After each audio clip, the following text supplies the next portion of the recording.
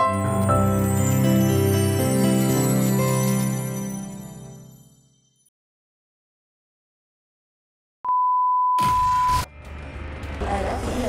لا نخجل من الاعتذار.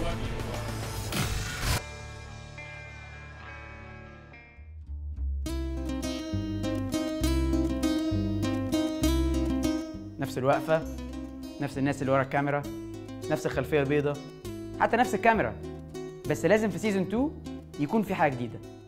يلا نشوف ايه الجديد. بما ان حضرتك ضيف يا دكتور، اتفضل حضرتك اول دور. حاضر. حضرتك بدأت بعسكري، ما بدأتش بحد من الحرس الحديدي؟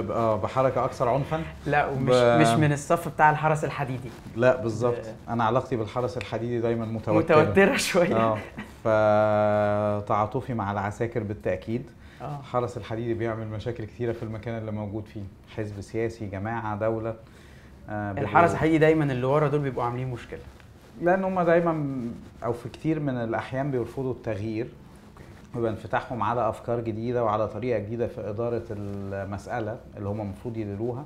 انفتاحهم على طرق جديدة بيكون دايما محدود، وبالتالي مهم قوي إن يكون في دايما تجديد دماء في الحرس الحديدي ده، أو إن تكون صلاحياتهم ما هياش صلاحيات مطلقة عشان ما يعرفوش يعملوا كل اللي هم عايزينه بنفس الطريقة اللي بيعملوه بيها طول الوقت. أوكي. طيب أنا هبدأ بحد من الحرس الحديدي. تمام. طيب أنا شايف إن لو قلنا القوة الإسلامية أو القوة الغير مدنية هي الحرس الحديدي في الساحة دلوقتي، ومن رأيي إن القوة المدنية أو الغير إسلامية هم كتير، بس هم العساكر اللي قدام على الساحة حاليا، من حيث الأصوات، من حيث الأجريسيفنس في التعامل أو العنف في التعامل مع الأمور. مش عنف بس يعني جدية أكتر ونزول للشارع أكتر. أنا شايف زي ما حضرتك طلعت كده، حضرتك طلعت بعسكري واحد لوحده، إن القوة المدنية أو الغير الإسلامية دايما في الشطرنج يقول ما تطلعش بعسكري أو عسكريين لوحدهم، دايما تطلع بموجة، 3 مع بعض، 4 مع بعض. شايف طبعا زي حضرتك إن التوحد والنزول للجماهير دي أحسن حاجة، بس أنا لغاية دلوقتي مش شايف ده على الأرض شخصيا وفي الشارع عن طريق زمايلي وكده. شوف، أول حاجة الحرس الحديدي موجود في كل مكان.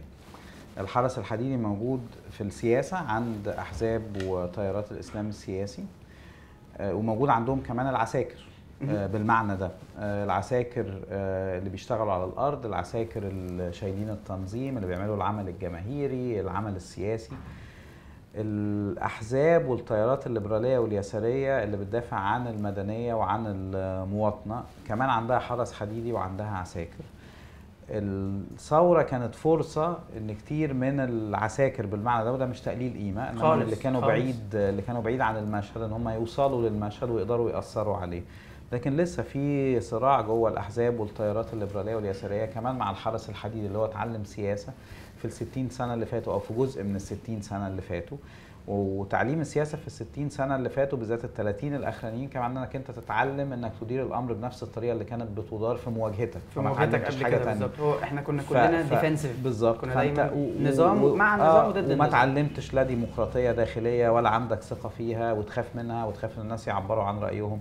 سواء في الإسلام السياسي أو في الأحزاب المدنية مهم قوي ان يحصل التبديل ده، ان الحركة نفسها تخلي العساكر يبتدوا يرجعوا او يطلعوا بقى بالمعنى معين، ان هم يطلعوا ياخدوا الاماكن يترقى بعد ما العسكري بيوصل للاخر بيترقى. والترقيه في السياسه معناها ان يكون عندك حياه سياسيه فيها تفاعلات كتيره. الكوادر بتتبني في انتخابات، بتتبني في نشاط تنظيمي، في نشاط جماهيري، ويحصل تجديد الدم اللي غاب عن مصر كل الفتره اللي فاتت لان الامور كانت مسيطر عليها من فوق. طب اتفضل حضرتك دور على سيره الانتخابات، مش مقاطعه كلام على سيره الانتخابات. قول. انا مش شايف برضو ان حضرتك بادئ بنابليون. اوكي، حضرتك بادئ بدايه هجوميه. طيب انا مش شايف ان نزول الاحزاب الغير اسلاميه نازل بطريقه مختلفه، يعني برضو ستيل مش شايف. مثلا انا عايز حاجات تكون حاجات استراتيجيه للشعب، مش للكوادر بس. يعني انا عايز اشوف مثلا توظيف، عاوز اشوف وحدات صحيه بتتبني مش عشان الانتخابات بس، عاوز اشوف حملات توعيه، حملات نظافه، حملات للمساعده في المرور، حملات للمساعده في الاعانه، بس مش اعانه اللي هو فوريه فلوس وفلوس بتخلص، مع احترامي لبنك الطعام المصري ومع احترامي لكل المؤسسات دي، بس انا عايز حاجه دلوقتي بقى نطلع بقى خطوه فوق للحاجات الاستراتيجيه. صح، بس في حاجات تقدر الاحزاب السياسيه تعملها، وفي حاجات مش مفروض الاحزاب السياسيه تعملها. زي ايه يا دكتور؟ انا رايي مساله سيئه جدا، مساله رديئه جدا ان الاحزاب السياسيه تعمل سياسه من خلال احتياجات الناس او من خلال هموم الناس المعيشيه. مش صح ان حزب سياسي يحاول يحصل على اصوات او يبني قواعد ناخبه من خلال عمل اجتماعي او عمل اقتصادي. الامور ديت المفروض انها متروكه لجهتين كبار في المجتمع. الجهه الاولى هي الدوله هي اللي مسؤوله انها توفر للناس حد ادنى من الحياه الكريمه، مسكن ملائم، بيئه نظيفه، عمل بشروط عادله، نظام فيه حد من العداله الاجتماعيه وغيره. الجهه الثانيه القطاع الخاص، والقطاع الخاص ده احيانا بياخد شكل ربحي، الشركات الكتيره اللي بتشتغل، او بياخد شكل غير ربحي اللي هو المجتمع المدني. المفروض يعمل عمل تنموي بمعنى غير ربحي، المفروض يقدر يساعد الناس، ومش بصوره المساعده الفوريه بتاعت احل لك المشكله النهارده، انما احطك على مسار حل اطول من كده، هو المجتمع المدني. اديني سناره، علمني ازاي اصطاد. انا شايف ان في خلط كبير في نقاشنا المصري لما بنطلب من الاحزاب المدنيه انها لازم تنافس الاسلام السياسي بانها تعمل نفس الخدمات اللي هم بيعملوها. ده مش شغل الحزب السياسي، وانا شايف ان دي سياسه رديئه لو انا بنافس باحتياجات الناس. السياسه هي منافسه بين الاحزاب السياسيه على كام حاجه، او بين السياسيين على كام حاجه منهم برنامج. انا لازم اقدم برنامج متماسك، اقول للناس انا عايز اعمل ايه، عايز البلد تبقى عامله ازاي قدام كمان 5 سنين، كمان 10 سنين، وايه الادوات المحدده، مش حاجات أحلام. على الارض، مش احلام، مش ان الحزب اللي ينزل يوزع كذا وكذا على الناس، انما يحط المكونات الصح عشان ده يتعمل على الارض. فده برنامج، والتنافس في السياسه لازم يكون على البرنامج، مش على حتى الشخصيه انا بحبها ولا ما بحبهاش، مقتنع ومش مقتنع بيها. على سيره البرنامج، ايه رايك في برنامج ال100 يوم ومشروع النهضه؟ لا شوف، انا قلت رايي بصوره واضحه. انا رايي ان مشروع النهضه ما بيحملش برنامج تنفيذي حقيقي. هو على الورق كان حاجه هايله. لا يعني انا شايف ان على الورق ما كانش حاجه هايله خالص. لا هو مجموعه من العبارات العموميه. بالمقارنه ببقيه البرامج المرشحين كان برنامج النهضه كان مفصل جدا. لا انا مش مره تاني ممكن انت تقول كده، بس ده جزء من فقر السياسه في مصر، واحنا بنتحمل كلنا مسؤوليه ده. صح. انما هو ما هوش برنامج بالمعنى التنفيذي. انا ما اعرفش لو حد قرا البرنامج وشاف فيه غير كده يقول لي، انما اللي انا شايفه برنامج مجموعه من العبارات العامه والاهداف بس هو كان مفصل قوي في محافظه كذا هنعمل كذا، في المنطقه مش مهم انت تقولي في محافظه كذا هعمل كذا، المهم تقولي هتعمل كذا ازاي، هتعمله ازاي بالظبط. البرنامج الحكومي المفروض يقول الادوات اللي هيستخدمها. ادوات الحكومه هي مجموعه من الادوات. عنده تشريع، لما يكون مجلس الشعب موجود، حتى دلوقتي مجلس مش موجود، في اختصاص تشريع عند رئيس الجمهورية، عنده تشريع وقوانين، عنده سياسات بيحطها، عنده تخصيص موارد الدولة كام، لو 10 قروش انا بوزع على 10 قروش دول ازاي وفي اي فترة زمنية. عندي مجموعة من التعديلات، من الاصلاحات، من التغييرات، كل دي ادوات حكومية موجودة. في ادوات مش كفايه ان انا اقول في برنامج عايز انفذه ان انا عايز اوصل لكذا وكذا وكذا، المهم ان انا هوصل لكذا ازاي. ده اللي غايب، وده اللي بيخليني اقول لك ان لا، في خلط كبير في وعي الناس ما بين الاحزاب لازم تعمل ايه ولازم ما تعملش ايه. مش مقبول ان الاحزاب تشتغل سياسه بالدين، ولا مقبول ان الاحزاب تشتغل سياسه باحتياجات الناس. صح. ده ما ينفعش. اتفضل حضرتك. انا قفلت لك انت قفلت لي الحكايه، فاضطر ان انا احرك واحد كمان من الحرس الحديدي. الحرس الحديدي بقى نبتدي نطلع بالحرس الحديدي. طب حضرتك شايف الفيلم المسيء وتداعيات الفيلم المسيء والقصه اللي حصلت مؤخرا دي، الوقت بتاعها هل ليه علاقه؟ انا شايف ان ليه علاقه ولو طفيفه بالبريزيدنشال الكشنز او الانتخابات الرئاسيه اللي حاصله في امريكا، لان الفيلم معمول من تقريبا سنه، وتصريح اوباما اللي انا شايفه برضو تصريح مؤرق بالنسبه لي، ان مصر ليست دوله حليفه وليست دوله عدوه.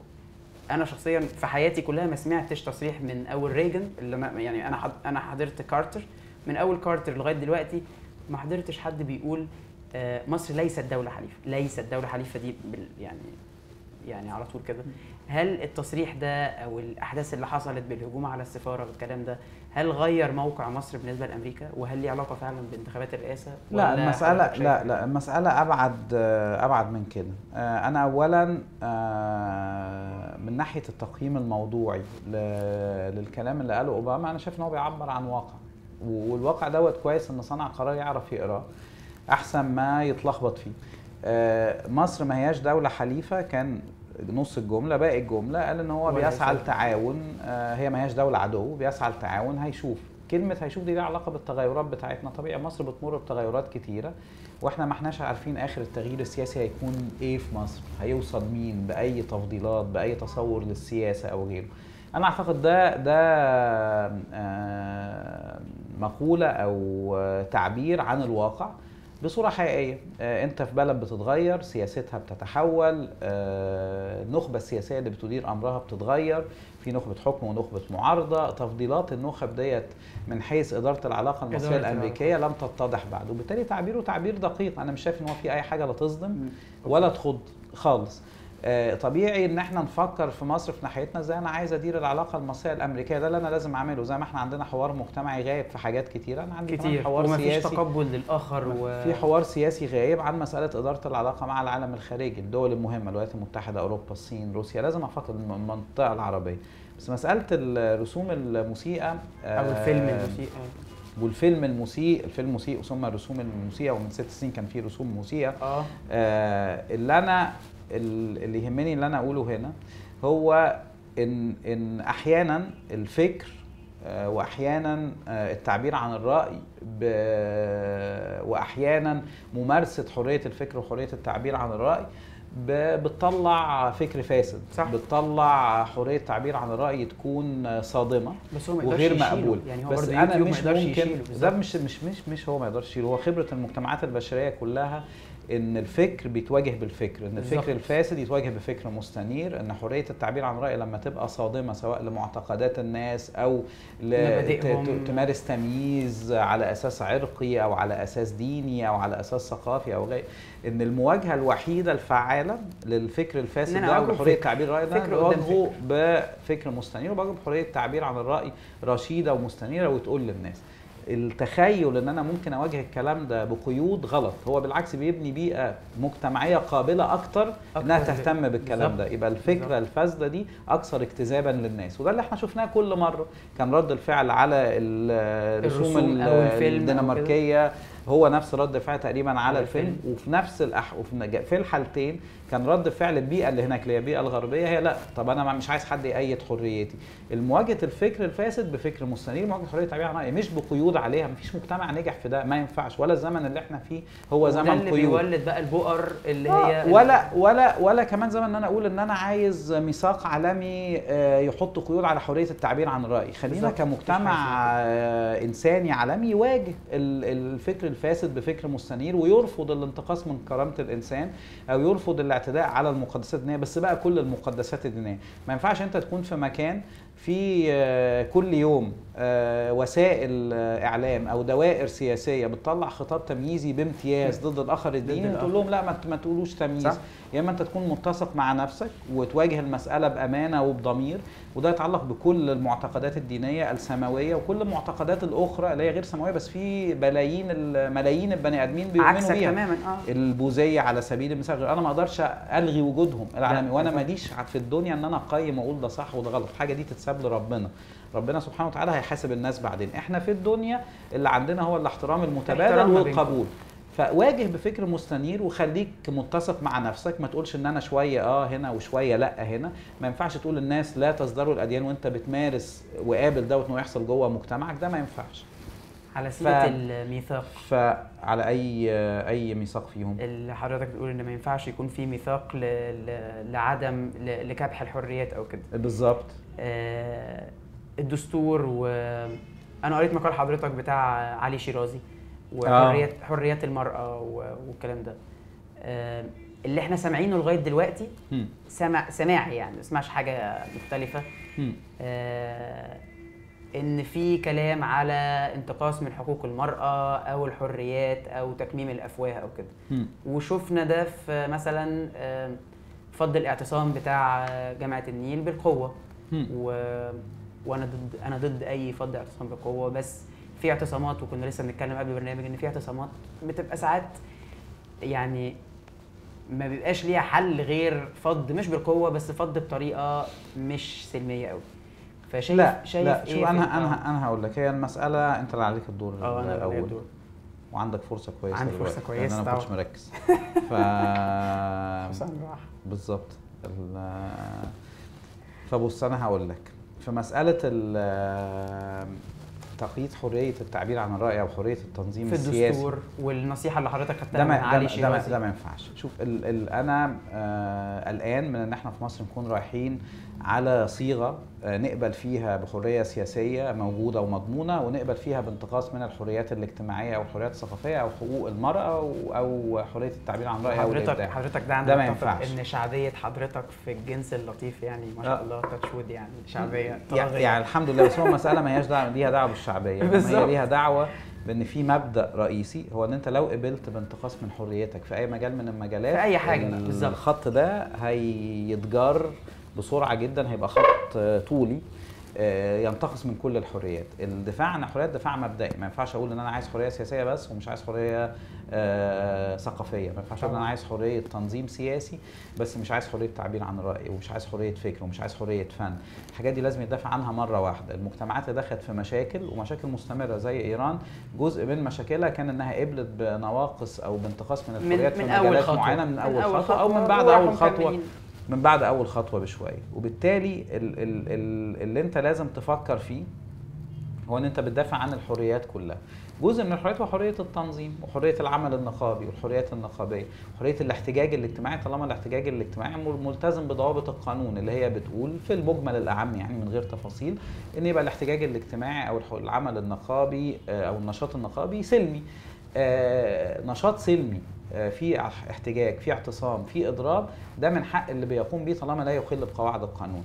ان انا اجي بقى اتعامل مع ده بطريقه امنيه او باداه قمعيه لان انا مش عارف اطور حل، او ان انا رحت مره ناس قلت لهم لا انا ما عنديش حاجه وامشوا، طبعا مش هيمشوا. مسؤوليه الجهات التنفيذيه هي انها تطور حلول، مش شرط يكون حلك دلوقتي، مش شرط يكون حلك للمعلمين انا هدي لكم العلاوات دلوقتي، بس قول له فتره زمنيه، اعمل حوار، اقعد معاه. الدول المحترمه بيبقى عندها تركيبه ثلاثيه، بيبقى في اصحاب الاعمال العمال والجهات التنفيذيه قاعده، ساعات رباعيه بيبقى في كمان المجتمع المدني، ويقعدوا يسمعوا بعض ويطوروا حلول، والحلول دي تبقى ملزمه للمجتمع. ده توافق مجتمعي بيتبني بطريقه ديمقراطيه. اما فكره ان انا اقدر اجبرك على حاجه او ان انا اقدر امارس قمع، ان انا اللي معايا الجهاز اللي بيتحرك على الارض اللي اسمه جهاز الامن ولا اجهزه الشرطه، دي فكره فشلت وما حمتش حد قبل كده، وانا مستغرب الاستسهال إن إحنا بتاع العوده ليها مره ثانيه رغم فشلها. طيب مش ده كان وعد من الوعود الرئاسيه اللي اتقال ما بين المرحله الاولى ومرحله الاعاده ان مش هنرجع تاني للكلام ده، ولو في اي اعتصامات وفي كذا مره دكتور مرسي يتقال له لو حصل اعتصام هتعمل ايه؟ قال هننزل ونتحاور معاهم وكده، وده ما حصلش زي كتير من الوعود الرئاسيه اللي اتقالت. بص انا رايي ان للاسف الشديد في عدد من الوعود الرئاسيه اتنست كده يا دكتور، موقف كده، فالموقف كده بقى مش لطيف. فالمشكله ان انا عمال اكلمك في السياسه طول الوقت. لا ما هو احنا لما نشوف، بس مثالي دي ليها حل. ليها لا مفيش حاجه مالهاش حل. دي ليها حل. للاسف في عدد كبير من الوعود الرئاسيه لا مالهاش حل قوي لسه. في عدد كبير من الوعود الرئاسيه اتعمل في حاجه من حاجتين. الحاجه الاولانيه هو انه اتنسى، زي مثلا وعد التشكيل، اعاده تشكيل الجمعيه التاسيسيه، خلاص اتقال ومفيش حاجه حصلت. وفي عدد تاني من الوعود الرئاسيه لسه بيتقال بس ما اتحطش على ارض الواقع في عمل مؤسسي وعمل تنفيذي متماسك. دي حاجه محبطه، دي حاجه محبطه ليا جدا. انا بالنسبه لي محبط لان انت شايف جهاز تنفيذي بيتصرف بيبص تحت رجله اليوم بيومه. انا عايز اعرف فين البرنامج، فين الرؤيه، فين ال 100 يوم مش بس ال 100 يوم خلاص يعني خلاص فين مش ممكن تمشي احوال مصر بالطريقه بتاعه اليوم بيومه ان شاء من الله غير رؤيه. فدي يعني دي مشكله حصلت من الناحيتين دول في الوعود الرئاسيه. هتقدر توصل فيهم لايه؟ انا لسه مش عارف. ده مرهون بحاجتين. الحاجه الاولانيه ان يحصل تغيير في مؤسسات الدوله بجد يخلي فيه طاقه ايجابيه تطلع. زي ايه يا دكتور؟ انا اقول لك زي اللي احنا كنا بنقول دلوقتي عن اصلاح اجهزه الدوله التنفيذيه والاداريه. المشكله ان مفيش اصلاح، المشكله ان في فرض اللون حزبي او هوى حزبي على اجهزه الدوله التنفيذيه والاداريه. اللي باين ان في حاجه كده اقرب للتحالف ما بين الاسلام السياسي او الاخوان تحديدا وما بين البيروقراطيه الفاسده اللي اتوجدت عندنا ال 60 سنه اللي فاتوا. بدل ما طهرها كان التحالف موجود تحت الترابيزه، يعني بغض النظر تحت. انا ما بحبش. في انتخابات 2005 كان في يعني انا واضح. بص، انا عموما ما بحبش افكر كتير في اللي تحت الترابيزه، لان لما الواحد بيتعلم يشتغل في علوم سياسيه انا ماليش غير اللي فوق الترابيزه، اللي قدامي. انا ما مش هضرب الودع ولا اخمن. صح. اللي انا اعرفه. فاللي انا اعرفه وشايفه دلوقتي ان بدل ما يكون في اصلاح عشان المؤسسات دي تشتغل كويس وتطلع الخطط اللي احنا بنقول عليها، يبقى في ترجمه حكايه ان انا عايز احل مشاكل الناس اللي اتصلت معايا، ان في شفافيه، ان في تصور. عندنا تغييرات كبيره جايه، السياسات الاقتصاديه والاجتماعيه، مش بس الاسعار والبنزين وحاجات كتيره قوي، والقرض والكلام. انا بقول للناس ايه ده مش واضح. فالمفتاح الوحيد او الاول هو انك انت تعمل اصلاح حقيقي للاجهزه. ده مش حاصل، لان بدل اصلاح الاجهزه في تحالف جديد ما بين اللي بيحكم اللي جاي عبر صندوق انتخابات وده بيحترم، وما بين البيروقراطيه الفاسده اللي موجوده وبيفرض عليها هوى او لون حزبي، وده بيعصف بقاعده مهمه في الديمقراطيه اللي هي بتقول ان المساله مش هي كلها ان انت تاخد الدوله ما هياش لئيه، لا خالص، او ما هياش حاجه تتوزع، ودوله كبيره قوي. فدي حاجة. الحاجة الثانية طول ما مفيش حوار مجتمعي حوالين القضايا الرئيسية في مصر، من الدستور للنصوص الانتقالية بتاعة الدستور للأوضاع الاقتصادية والاجتماعية لقانون الانتخابات لغيره، طول ما مفيش حوار مجتمعي حقيقي وفي استكفاء عند طرف بأن أنا موجود والتانيين بقوا بره، ده مش هيعمل خير كبير لمصر. الحوار ده مش موجود حتى يا دكتور في اللجنه التاسيسيه للدستور. احنا اللجنه فيها اطياف كتير، طبعا يغلب عليها طائف معين، بس الحوار ده مش موجود بالذات في مواد الدستور اللي هو ابو القوانين. يعني هو ده لا، هو مش موجود بصوره حقيقيه، بالعكس هو موجود جوه الجمعيه التاسيسيه غير المتوازنه، لو مسيطر عليها من جانب اطراف معينه، زي ما انا قلت كذا مره، وده سبب انسحابي من الاولى ومقاطعتي للثانيه، هو ان في احزاب اسلام سياسي مسيطره على الجمعيه. ده مش كفايه. ده مش كفايه ابدا. طيب الاحباط بقى سؤال كده عشان انا عايز احسب الخطوه اللي جايه دي كويس. هو مش سؤال، احنا بنتكلم. الاحباط اللي ادى ليه كل الكلام اللي انت بتقوله كده، مش شايف ان هو حلوه مش شايف ان الاحباط ده هو اللي ادى لوجود بؤر اجراميه، لوجود الكلام ده اللي ادى في الاخر ده الكلام ده على مدار السنين اللي فاتت او العقود اللي فاتت؟ مش شايف ان ده ممكن هو ده اللي ادى ان سينا بقت ساحه لفرد العضلات او كده، بالذات ان مثلا مؤخرا CNN عامله برنامج عن سينا، يعني CNN مخصصه ساعه كل يومين عن سينا بس، وبيتكلموا مع البدو وبيتكلموا مع كده. مش شايف ان الاهتمام دلوقتي بدأ يتجه من لبنان جاي مع حزب الله، ايران، اسرائيل، سينا، بما ان هي احنا فشلنا مع الاسف ان احنا ننميها من ساعه حرب اكتوبر؟ مش شايف ان سينا او شمال سينا تحديدا هيبقى مسرح للصراع العالمي، امريكا، روسيا، ايران، اسرائيل؟ انا شايف ان سينا هتبقى يعني مع الاسف انا مش متفائل قوي طول ما احنا سايبين سينا ورسمنا. لازم تميز كام حاجه عن بعض. اتفضل يا دكتور. اتحرك بقى. عايز اشوف اثر الخطوه اثر سيء. انا الوزير ده اهم حاجه حطيته في حته صعبه. طب كده ايه اللي اتشال بالظبط من الحرس الحديدي؟ كده الحرس الحديدي فيه حصان وفيه فيل، تمام، وفي عسكري غلبان بقى اللي اتشال في الاول ده. عسكري غلبان اللي اتشال في الاول. طيب السؤال بتاع سينا لازم تميز فيه من كذا حاجه. اوكي. الحاجه الاولانيه هي ان سينا حصل فيها اخفاق مجتمعي كبير طوال الفتره اللي فاتت. هو ظاهر جدا في سيناء، بس في اماكن تانية في مصر، في الصحراء الغربيه، في اماكن كتير. بالظبط. الاخفاق المجتمعي بره وادي النيل، يعني كله بره وادي كان النيل. اخفاق تنموي بالمعنيين السياسي والاقتصادي الاجتماعي. المعنى السياسي ان التنميه السياسيه معناها ان انا بدي الناس حقوقها، انا بقى في حقوق مواطنه حقيقيه. اساسا دول ما كانوش معتبرين مصريين دول؟ لا مش كده، لا يعني مش عايز اقول كده، لا هم مصريين. طب بس كان في نواقص التعامل كان التعامل معاهم كان سيء جدا، كان في انتقاصات كبيره بترد على حقوق، ومن ناحيه اقتصاديه اجتماعيه ما حصلتش تنميه حقيقيه في صفر. فده اول حاجه. طبيعي ان انت في منطقه زي دي وفي لحظه قبضه الدوله بتتراجع، فعاليه اجهزتها الامنيه بتتراجع، يبتدي يظهر الاخر، يبتدي يحصل فيه توطن لمجموعات مجموعات وبؤر ارهابيه تستغل الفراغ الامني وتشتغل بالفكر المتطرف بتاعها عشان تهدد امن المنطقه او تعمل تهديدات في اتجاه اخر، هو تحديدا اتجاه اسرائيل مثلا، في الدوله المصريه او اتجاه اسرائيل. مدعمه، يعني المجموعات دي يا دكتور انا شايف ان هي مدعمه من الخارج. مش يعني اكيد، بس المنطقه دي مهم اللي احنا لازم نفهمه، ان مناطق الفراغ دي في المناطق جاذبه للمجموعات دي، وده حصل في كل حته بين افغانستان وباكستان، بالزبط. في اليمن، في جنوب الجزائر، في مالي اللي هي غرب افريقيا. دي ظاهره متكرره اسمها مناطق الفراغ الامني. امريكا الجنوبيه برضو، امريكا الجنوبيه كان حصل فيهم في فتره مش في امريكا، في وسط، في امريكا الوسطى، نيكاراغوا، في دي امريكا الوسطى. فده ممكن يحصل بالطريقه دي. التعامل بتاعك معاه ازاي؟ بالحاجتين، انت لازم ترجع تعمل حل امني، لازم تواجه البؤر دي وتحاول تستأصلها، ما عندكش حل. هل العمليه نسر؟ انا ما نعرفش، ما حدش فينا يعرف. ما احنا بالظبط، بس المهم ما يبقاش في حل امني بس. لا مش شرط ان في عمليه عسكريه يكون في شفافيه، دي عمليه امن قومي، يعني حتى نبقى عارفين. هتاخد وقت، مش شرط انت تقول يعني.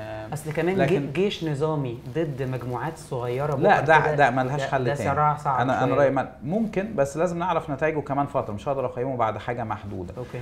الحاجه اللي احنا لازم نفكر فيها هي ان انت جنب الحل الامني لازم تعمل عمل تنموي حقيقي سياسي واقتصادي اجتماعي، رجع الناس حقوقهم، محسسهم ان هم مش مواطنين درجه ثانيه، انما هم مواطنين درجه اولى، واعمل تنميه اقتصاديه اجتماعيه حقيقيه، مش بالكلام ومش بانشاء المجالس، منطقه مثلا صناعيه. في افكار كتيره جدا موجوده، نفذ حاجه منها، بس كله في الدرج، وفي نفس الوقت اعمل اداره حقيقيه لمصلحه مصر ولمصلحه اخواتنا في فلسطين اللي محدش فينا موافق على الحصار بتاعهم. فكر، انا شايف فكره المنطقه التجاريه الحره دي مهمه جدا. نقفل الانفاق، الانفاق بتتقفل، افتح المعابر بصوره منظمه، مفيش حد يقبل حصار. اعدي طاقه مقننه بدل ما يبقى عندك سوق سوداء وبتاع. فحاول تعمل افكار شويه بره الصندوق عشان تقدر تشتغل بيها كويس.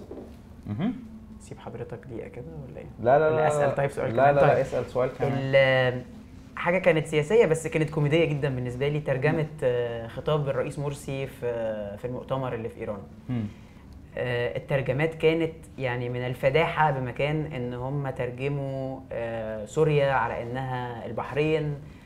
دكتور مرسي لما قال انا بساند الشعب السوري، ترجموها على انها انا بساند النظام السوري. يعني الترجمات كانت سيئه رديئه الى حد كبير. شايف ان النظام الحاكم او الحرس الحديدي، خلينا نتكلم زي ما بنتكلم من الاول، الحرس الحديدي ممكن يصل بيه ان هو يزيف من الحقائق حتى لو كانت قدامه حقيقه واضحه زي الشمس؟ بيسمع رئيس دوله المفروض ان هي دوله صديقه بيقول خطاب، يعني انا بقول مثلا انا قاعد مع الدكتور عمرو حمزاوي، تترجم انا قاعد مع اصحابي. يعني الترجمه كانت على النقيض تماما، كانت حاجه تضحك. يعني لما هم اعترفوا ان هم اخطاوا، يعني ايه المترجم سمع سوريا سمعها البحرين؟ بص، لا دي ممارسات النظم. انا اتحركت ماشي. دي ممارسات النظم اللي هي ما بتتحركش بحريه الراي، اللي هي ما بتقدرش حريه الراي بصوره حقيقيه. النظم ديت في مشكلتين معاها. المشكله الاولى انها بتزيف المعلومه، فتتكلم عن سوريا يقول لك البحرين فادح. يعني مش مثلا حاجة لعب بالالفاظ، لا طبعا، ده زيف يعني جمله خلاها جمله ثانيه خالص. بالظبط. يعني وده طبيعي ان هو يحصل في نظم زي دي. غير تزييف المعلومه كويس. غير تزييف المعلومه، ايه اللي بيحصل بقى؟ بيحصل عندك حجب للمعلومات. فالناس في ايران مش واصل لهم من خلال الاعلام الرسمي او المسيطر عليه من جانب الحكومه حقيقه اللي بيحصل. لا عندهم، ايران بلد فيها انتهاكات لحقوق الانسان والحريات، ولا الحقيقه الدور الايراني في سوريا اللي هو بيدعم نظام مجرم بيرتكب جرائم ضد الانسانيه كل شويه، ولا الحقيقه الدور الايراني مع حزب الله في لبنان ولا غيره. التزييف المعلومه وحجب المعلومه لسه النظم بتعمله، هي بس اللي هم مش فاهمينه ان التكنولوجيا الحديثه عدت الكلام ده. احنا بالزبط. مش وقت الستار الحديدي بتاع اوروبا الشرقيه والاتحاد السوفيتي، احنا ولا في الخمسينات ولا في اللي الستينات انت خلاص اللي عدينا. حتى كانوا وقتها بيسمعوا الراديو اللي جاي من المانيا الغربيه ولا الراديو اللي جاي من معرفش يعرفوا الدنيا بيحصل فيها احنا ايه. هنا برضو اذاعه لندن، سمعت بالظبط. اذاعه لندن حتى في احنا الخمسينات والستينات في نكسه 67 فده عدى. احنا وقعنا 80 طياره، ده عدى. والاذاعات الثانيه بتقول احنا بالظبط. انما الطيارات النظم كلها. دي تقعد زي ما هي طول الوقت، ما ترضاش انها تتغير وما بتتغير. لا، ما دي تركيبتها انها بتحاول تقمع حريتك، تأيد حركتك، مش بس كده، انها كمان تحاول تزيف وعيك. طيب انا العسكري ده برضو هرجع له تاني. اللي ماشي لوحده ده، اللي ماشي لوحده ده، حضرتك شايف ايه ممكن يتعمل بقى على ارض الواقع عشان نطلع من القبضه الحديديه دي بتاعه الحرس الحديدي، ويبتدي يكون في حوار، يبتدي يكون في نهضه لمصر فعلا يعني على ارض الواقع، مش كلام بس. احنا لازم نستمر في ان احنا نعمل اللي احنا بنعمله بس مع تعديلات جوهريه. التعديل الجوهري الاولاني، يلا انا اشوف انت ناوي على ايه. حاضر. الوزير تعبك النهارده الوزير.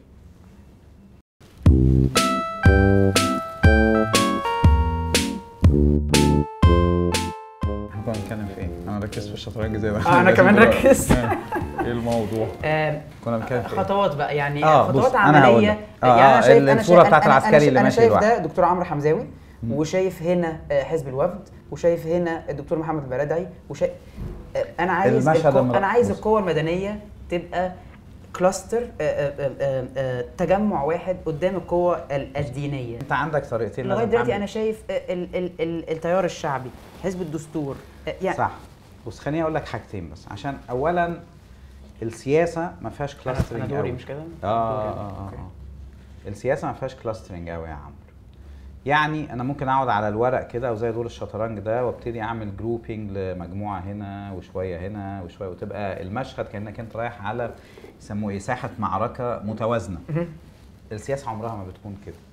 السياسه دايما فيها اوزان مختلفه، فيها القوي وفيها الضعيف، وعمرها ما يكون فيها كلاسترنج بطريقه يجمعنا العدو المشترك، ما فيهاش كده. ده تبقى سياسه كمان رديئه. اوكي. المساله ما هياش خناقه بس بين التيارات الدينيه والمدنيه، ولا حتى التيارات المدنيه لازم تسعى لتكتل لمواجهه بس التيارات الدينيه، ده مش صح. اوكي. لازم رهانك يكون على كذا حاجه. وانا بفكر هقول لك الكلاسترنج مش موجود في السياسه بالصوره اللي احنا بنشتغل بيها في الكتب. غلط ان السياسه تتحرك لمواجهه عدو مشترك، دي تبقى سياسه ما هياش سياسه تعمل ديمقراطيه. انا لازم يكون عيني على كذا حاجه. اولا جوه مساحه الاحزاب والتيارات الاسلام السياسي لازم يكون رهانك اللي انت على قد الاختلاف اللي موجود، ان انت قد تجد ما يخدم مبادئك وما يخدم افكارك واهدافك. ما اقدرش استبعدهم ولا اقصيهم ولا اقول ان انا داخل معاهم في حرب تكسير عظام، ده مش جوهر الديمقراطيه. اوكي. لازم ابحث عن المساحات المشتركه كمان على صعوبتها. كومن جراوند. وانا تعبت جدا في الموضوع دوت، وما وصلتش دايما لكومن جراوند سواء في مجلس الشعب او بعده او قبله، لكن السعي الكومن جراوند لارضيه مشتركه لازم يكون موجود، لان هو لا هيعرف يلغيني ولا انا هعرف الغيه خالص. والسياسه المفروض ما تاخدش الشكل ده. فهي بس على الاقل هو متوحد. بالظبط. انت عشان توصل لتنظيم افضل مش شرط ياخد شكل التوحد، تنظيم افضل محتاج ان الاحزاب والتيارات الليبراليه واليساريه تتفق على اجنده حد ادنى، مثلا بالزبط. ان انا اخوض الانتخابات القادمه بقائمه موحده، قائمه موحده مثلا، ان عندي موقف موحد من الدستور، انا عندي موقف موحد من قانون الانتخابات وما الى ذلك. تمام؟ ده حد ادنى لازم اوصل له، مش عشان انا عايز اتخانق مع الاسلام، انا عايز انافسهم افضل في صندوق الانتخابات. وانا مش عايز خناقه، هو له وجوده وانا ليا وجودي. تمام؟ انا مش عايز خناقه خالص. انا دلوقتي عايز خناقه شويه. ماشي. لا انا مش عايز خناقه، انا عايز بالظبط.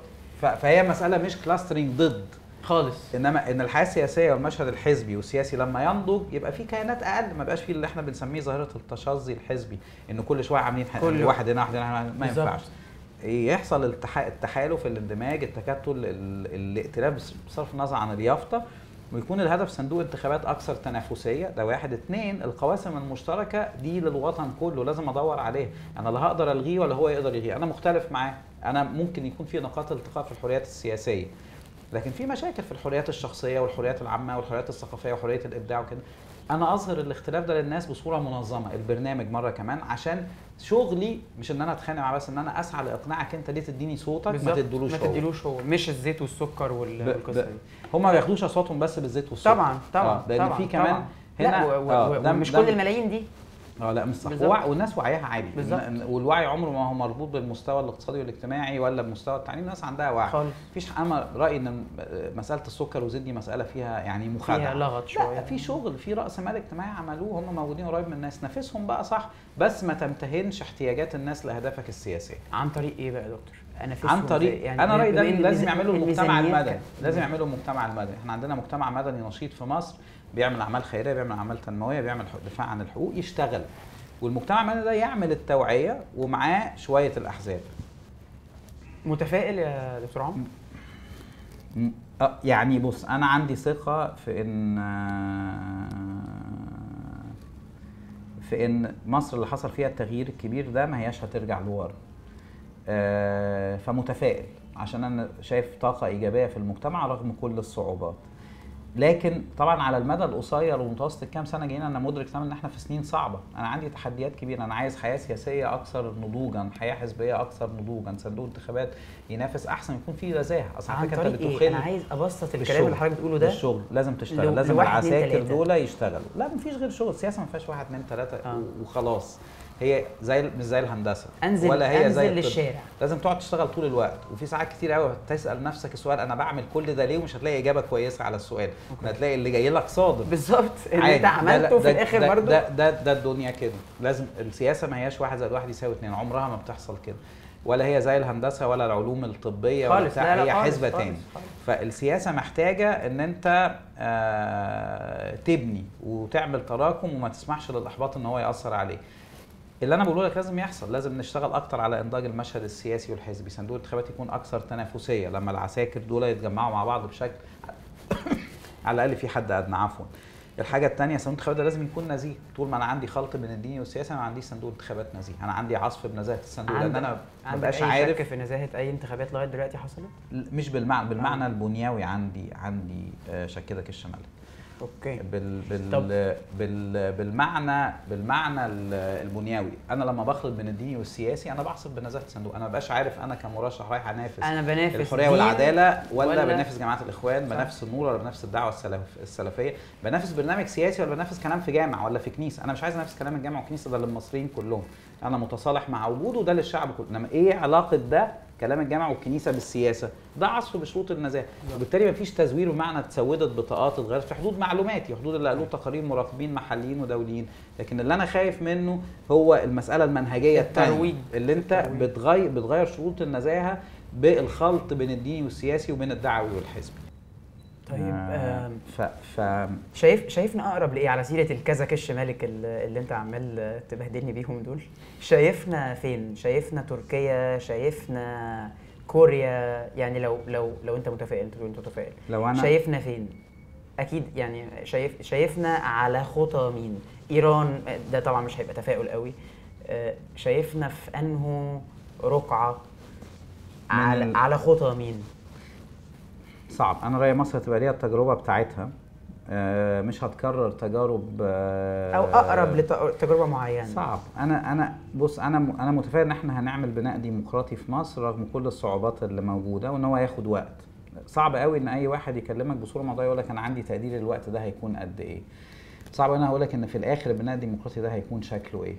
في قواعد للديمقراطيه لن يختلف عليها حد في العالم، هي انها فيها تداول سلطه، انها فيها سياده قانون، انها فيها صندوق انتخابات دولي ده اللي بيعمل تداول السلطه، ان فيها حريات وحقوق للمواطنين كلهم والمواطنين كلهم بدون تمييز على اساس الدين ولا النوع ولا المكانه الاجتماعيه ولا اي حاجه. ده اللي انت عايز توصل له. المؤسسات بتاعتك هيكون توازنها اميل لنظام رئاسي ولا برلماني، ولا يبقى رئاسي زي ما هو مرجح وبعدين يتغير كمان شويه، هيبان من الدستور. بس انا هيبان في الدستور. ما الدستور ما هيبان في الدستور دلوقتي، بس الدستور كان ممكن يتغير كمان. ممكن يتغير بالظبط.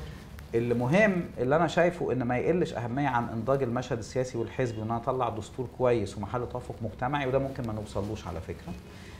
مهم قوي ان انا افكر ان انا عندي اجهزه دوله تنفيذيه واداريه محتاجه اصلاح حقيقي، لان الاستبداد تراكم جواها، الفساد تراكم جواها، الغياب الشفافيه تراكمت جواها. ده لازم يتغير، ده لازم يتغير. مش بس اوعى نفتكر ان المساله بس بالدستور، لا خالص، ولا مساله ده بس لسه ده بصندوق اول الانتخابات. خطوه، ده اول خطوه. في هم كبير اسمه اصلاح الاجهزه العامه والتنفيذيه والاداريه اللي هي تراكم فيها فساد غير عادي. عندنا المحليات من فوق لتحت لغايه فوق لتحت بالظبط. وعندك مساله اداره موقع الاجهزه العسكريه والامنيه في نظام ديمقراطي، وده ما كانش موجود الفتره اللي فاتت. شايف باقاله المشير الطنطاوي والفريق اعمال ده كويس. انا عارف ان انا ايدت الكلام ده، وده تغيير كويس، والغاء الاعلان الدستوري التكميلي كويس. بس انا لسه محتاج ان انا اخضع المؤسسه العسكريه الامنيه لرقابه المدني المنتخب، حتى لو المدني المنتخب ده انا مش بايده سياسيا، بس هو الاصل في الديمقراطيه ان المؤسسه العسكريه بتخضع للقرار السياسي للمدني المنتخب، لسبب بسيط، هو ان انت اللي بتنتخب المدني المنتخب. انت مالكش علاقه بالهيئه النظاميه اللي اسمها الجيش، مين بيطلع ومين بينزل فيها. تخليها متماسكه، تعمل دورها، هيئه وطنيه عظيمه وكله، بس كل حاجات ثانيه رقابه، ميزانيتها تبقى جهه في اطار ديمقراطي منفصله. انت مع ان هي تكون جهه منفصله، لا تبقى جهه احترافيه، مش لا مفيش حاجه اسمها ميزانيه منفصله. اوكي. لازم ميزانيتها تراقب، لازم نشاطها للجميع ولا لمجلس امن وطني مثلا؟ لا انا لا للبرلمان. ميزانيات دايما الجيوش ما بتبقاش مش صح. لا مش صح. حق لا ده بيحصل في كل برلمانات الدنيا الديمقراطيه. حق البرلمان ان هو يراقب. البرلمان ممكن يراقب بسريه. مين قال ان البرلمان بيراقب دايما في العلن ويقول للناس تعالوا صوروني وده الطيارات اللي جايه ودي الدبابات اللي جايه؟ في جلسه سريه لمراقبه من لجان مشتركه، دفاع وامن قومي وخطه وموازنه، وده اللي بيتعمل. لا ما يوكلش الكلام ده لجهه غير منتخبه. الاصل ان الرقابه بتحصل من جهه منتخبه، فالبرلمان ويراقب البرلمان بطريقه سريه بدون عصف بمعلومات الامن القومي. ولو قلنا ان احنا بقينا تجربه فريده، ملناش دعوه بتركيا بكوريا بالكلام ده، شايف ان الاربع سنين اللي جايين دول للدكتور مرسي هيكون فيهم تغيرات جذريه؟ هنشوف حاجه جديده؟ يعني هنشوف، مش احنا يعني المواطن المصري هيشوف حاجه مختلفه في حياته، وهيشوف تحسن في اوضاعه المعيشيه، ولا الكلام ده محتاج مثلا مدتين، فترتين رئاسيتين؟ لا لازم يكون في سعي ان يبقى في تحول حقيقي وانجاز حقيقي، حتى انجازات صغيره في قطاعات كثيره تمس حياه الناس. يعني مثلا طوابير العيش، طوابير انابيب البوتاجاز، في حاجات اسمها الاميه ومكافحتها، في حاجه اسمها نظام التعليم مش ماشي، في حاجه اسمها التامين الصحي والرعايه الصحيه اللي هي كارثه كبيره بالنسبه للمصريين. انا محتاج هنا انجازات كتيره صغيره في قطاعات كتيره. لازم يتنقل للمواطن الثقه في ان السياسه والسياسي اللي هو رايح ينتخبه سواء تنفيذي او تشريعي بيعمل له حاجه عشان خاطره. لو الفصل ده استمر ده بيهد شرعيه السياسه كلها. انا بقول لك انا عليا من ايه؟ عليا من ده بايه؟ انا بروح صندوق انتخابات كل شويه عشان انتخب، وفي الاخر بيعملوا وفي الاخر زي ما انا ولا حاجه. ده لازم، بس المفتاح هنا ان يكون في حاجتين: رؤيه متماسكه عند اللي بيحكم بجد بادوات، بسياسه، بتشريع، بممارسات، باجراءات، ويكون في حوار مجتمعي حقيقي.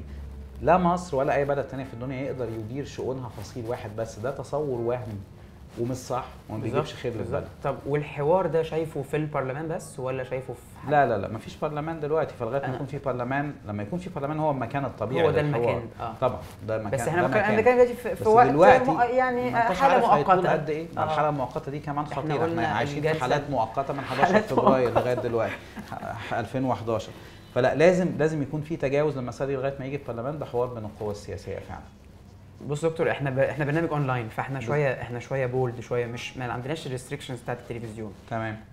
حصل هجوم شخصي على حضرتك وهجوم شخصي على القوى الغير اسلاميه، منها صوره منتشره مؤخرا حضرتك بتغني في كنيسه مع فرقه بتاعت كنيسه او كده، ووصلت طبعا بقى ايه التعليقات بقى ايه، الاول بيغني في الكنيسه، بعد كده بيقول ترانيم، بعد كده حضرتك شايف الهجوم الشخصي ده كلام فارغ. اولا ده ما كانش في كنيسه، ده كان في اوتيل في مصر الجديده. اوكي. انا حبيت بس اوضح حقيقه الصوره دي. لا كويس انت تقول. انا ما شفتش الصوره في الحقيقه يعني، لا منتشره جدا، افتح الفيسبوك هتلاقيها. لا انا ما بهتمش بالحاجات دي لان انا عندي شغل اعمله، وانا شايف ان لا يعني مره مثلا صورتك وانت بتصلي في مره كان في اجتماع تبع اعضاء المجلس الشعب، كنتوا قاعدين في مكان ما في اوتيل وكنتوا بتصلي ونشروا الصوره، ايه ده عمرو حمزاوي بيصلي. ومين انا عمرو حمزاوي بيصلي؟ بالظبط. فانا قصدي يعني لا ده اتجار بالدين. نرجع للصوره اللي هي الاولانيه او الثانيه. ده يعني مع الشكر اللي نشر صوره انا بصلي، وبغض النظر عن دوافع على نشر الصوره الثانيه. الحاجات ديت امور خاصه لها علاقه لها بالسياسه. بالزبط. بس انا عشان بتحصل في كل العالم. عشان التوضيح، انا ده كان في اوتيل في حفله من حفلات راس السنه، وانا كنت بغني في كورال بالعربي وبغني بلغات تانية، ووقتها كانوا بيغنوا اغنيه بالالماني وما كانوش بيغنوها، ما كانوش لاقيين حد يغنيها، فقلت لهم انا اغنيها معاكم. دي مساله ملهاش علاقه خالص بالكلام ده كلام فارغ ملوش اي دعوه. اللي بيعملوا ده مجموعه من، انا اسف، من الناس اللي هم ما عندهمش حاجه يقولوها غير ان هم يخوفوا بحاجه. التخويف عمره ما بيجيب نتيجه، اللي بيخوف بيخسر لانه مش هيلاقي حاجه بعد ما خوف يقولها للناس. بالظبط، مش هيقول. فانا عمري ما بهتم بالحاجات دي ولا ههتم بيها، وبحمد ربنا ان انا عندي من الحاجات اللي انا بعملها في الدنيا اللي هي اهم من كده، من ان انا اركز في الكلام ده في شغلك. فدي بالظبط. فده ده مهم. المشكله الكبيره عندنا في مصر ان احنا في محاوله للمتاجره بالدين او بالحياه الخاصه في السياسه، وده غير مقبول. والناس اكتشفت ان مع كامل الاحترام ما هواش البرلمان مكان لالقاء خطب الجمعه، ولا البرلمان مكان لتقدير مدى الالتزام الديني لفلان او لفلان او عدمه. خليني اتكلم بصراحه شديده خالص. بغض، انا ليا اللي بيطلع من البرلمان من عمل تشريعي ورقابي. اما مساله الدين فانا عايز اقول للناس مصر عمرها ما كانت غير متصالحه مع الدين. مفيش حد غير وهو متصالح مع وجود الدين ومتدين بطرق مختلفه. يبطلوا يعملوا سياسه بالدين او بالتدين او بالدعاءات. للاسف الشديد هي الدعاءات بتبقى زي الحاله بتاعت الصوره دي، مزوره وباهته وملهاش اي معنى. بس يعني دي حاله، دي احنا هنفضل شويه كويسين في مصر. عندنا اسلام سياسي. لا بس هو ده، لا دي دوائر معينه، دي دوائر معينه جوه الاسلام السياسي انا ما بدلهاش اهتمام ولا قيمه. دي دوائر من هم بيطلعوا على القنوات اللي انت عارفها، يطلعوا ويقعدوا يقولوا كلام الواحد يعني يعف اللسان عنه. حضرتك ما تطلعش ليه على القنوات دي؟ لا بص، انا يعني مثلا لما حد يكون بيهاجمني انا بيرسونلي، انا عمرو يعني، لو حد بيهاجمني اطلع معاه، لان انت بتنسحب على ارض غير الارض بتاعتك. انا الارض بتاعتي انا عندي مشروع سياسي في التشريع والرقابه. اي امور تانية لو انا حابب اتكلم فيها اتكلم فيها، انما مش ابدا هخرج من اللي انا بدافع عنه عشان انسحب على ناس لا هم يفهموا حريه ولا ايه، ولا يفهموا تعبير عن الراي معناه ايه، وما بيعرفوش حاجه غير لغه مسفه جدا في الكلام على من يختلفون معاه. خليهم دول هيبقوا في الاخر زي القوى اليمين العنصري في فرنسا ولا في المانيا ولا في امريكا، حاجات كده. دي ظواهر مؤقته هتعدي لان ما فيش خير منها الناس، والناس هتصحى وتكتشف قد ايه التزييف اللي كان حاصل. تقييمك للبرلمان كعضو برلماني حالي الى الان، يعني تقييمك لاداء البرلمان ما كانش كويس، وما خدش فرصه كويسه ان هو يستقر لان الفتره كانت ما شفناكوش يعني. انا ما شفتش عمرو حمزاوي كتير، ما شفتش مصطفى النجار كتير، ما شفتش في البرلمان. لا شفتكم في البرلمان بس ما شفتش اللي انا كان نفسي اشوفه، اللي انا اشوفكم اقوى من كده. انا تقديري الشخصي ان انا عملت اللي عليا، ان انا اشتغلت كويس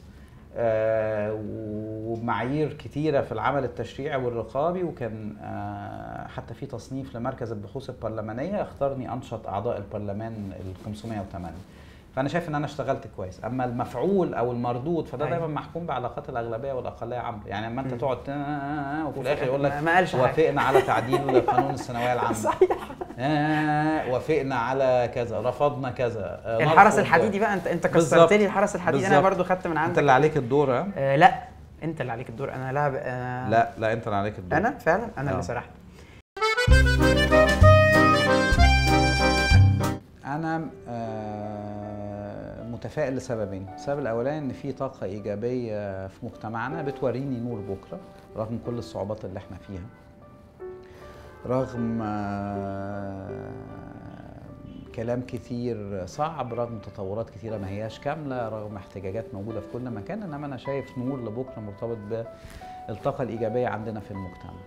الحاجه الثانيه، انا عندي ثقه كبيره ان مصر فيها حاجه اسمها الضمير الجماعي للمصريات والمصريين، وان ضميرنا الجماعي رغم كل الفترات الصعبه اللي مرت علينا في تاريخنا ضمير جماعي متسامح، متعايش، بيبحث عن الحريه، متصالح مع الدين، يرفض الاتجار بالدين في السياسه، بيحب الاخر الديني والثقافي وما بيميزش ضده ولا بيهمشه، وان الضمير الجماعي دوت المخزون الحضاري ده للمصريين بيطلع ولسه هيطلع تاني. طلع بصوره بديعه في ال 18 يوم الثوره، هيرجع يطلع تاني بالتاكيد. فده نور بكره.